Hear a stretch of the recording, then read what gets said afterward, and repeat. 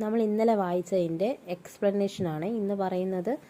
നീലി ചിടിയ എന്ന ഹിന്ദി പദ്യമാണ് നമ്മൾ ഇന്നലെ വായിച്ചത്. അതിൻ്റെ എക്സ്പ്ലനേഷൻസ് പറയാം. നീലെ ആസ്മാൻ സേ ഉദരി. നീല എന്ന് പറഞ്ഞാൽ നീല, ആസ്മാൻ എന്ന് പറയുന്നത് എന്താണ്? ആകാശം. ഉദരി മീൻസ് ഇറങ്ങി വരുന്ന.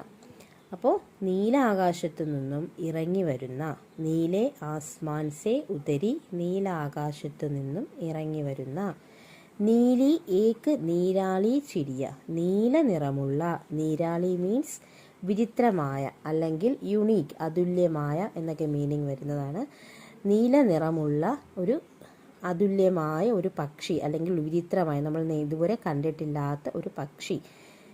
ഗാഥി ഉടിനെ വാലി ചിടിയ. ഗാഥി എന്ന് പറയുന്നത് പാടുക. ഉടിനെ വാലി എന്ന് പറയുന്നത് പറക്കുന്ന, പാടിക്കൊണ്ട് പറന്നു പോകുന്ന പക്ഷി. ഉടുത്തി ജാനെ വാലി ചിടിയ. പറന്നു പോകുമ്പോഴും പാട്ടുപാടിക്കൊണ്ട് പറക്കുന്ന പക്ഷി എന്നാണ് ഇതിനർത്ഥം. നീലെ ആസ്മാൻ സേ ഉദരി, നീലി ഏക്ക് നീരാളി ചിടിയ, ഗാഥി ഉടിനെ വാലി ചിടിയ, ഉടുത്തി ഗാനെ വാലി ചിടിയ. അടുത്തത് ഈസ് ഫുനഗി സേ ഉസ് ഫുനഗി പർ. ഈസ് എന്ന് പറയുന്നത് ഇത്. ഈ മരച്ചില്ലയിൽ നിന്നും, ഉസ് മീൻസ് ആ മരച്ചില്ലയിലേക്ക്, അതായത് ഈ മരച്ചില്ലയിൽ നിന്നും ആ മരച്ചില്ലയിലേക്ക്. ഉടുക്കർ ജാനെ വാലി ചിടിയ, പറന്നു പോകുന്ന. ഉടുക്കർ ജാനെ വാലി എന്ന് വെച്ചാൽ എന്താണ്? പറന്നു പോകുന്ന പക്ഷി.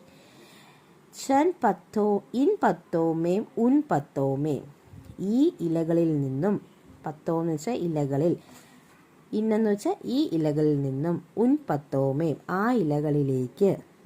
ചിപ്കർ ഗാനെ വാലി ചിടിയ. ചിപ്കർ എന്ന് വെച്ചാൽ എന്താണ് മീനിങ്? ഒളിച്ചിരിക്കുന്ന അല്ലെങ്കിൽ മറഞ്ഞിരുന്നു കൊണ്ട് പാട്ടുപാടുന്ന പക്ഷി എന്നാണ് അതിനർത്ഥം. അതായത് ഈ മരച്ചില്ലയിൽ നിന്നും ആ മരച്ചില്ലയിലേക്ക് പറന്നു പോകുന്ന പക്ഷി.